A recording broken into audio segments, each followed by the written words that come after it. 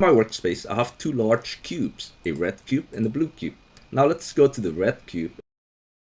If I change the transparency of that cube, instead of 0, I change it to 1, you can see the cube has disappeared.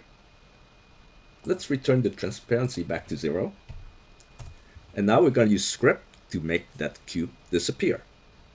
Let's go to our service script service. We're going to click on the plus sign, add a script. And inside your script, just enter the following lines. We're declaring a variable red to reference to our red cube, which is inside the workspace.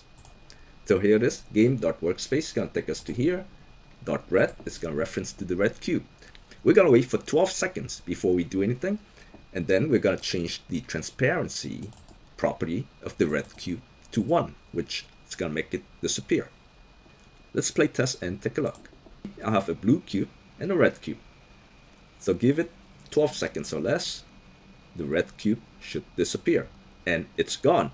But notice one thing, when it's gone, I still cannot walk through it because I'm still hitting the cube. Right now the cube is just invisible, but it's still there. We cannot walk through it. Actually, I can jump on top of it.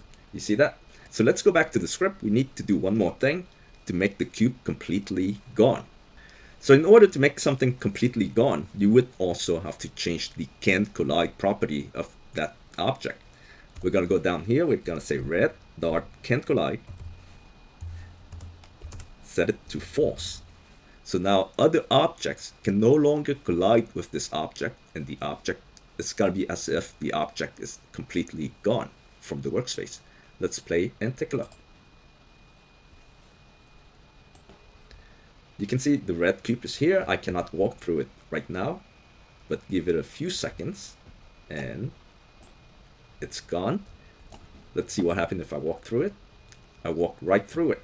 Can I jump on top of it? No, I cannot jump on top of it because it is gone.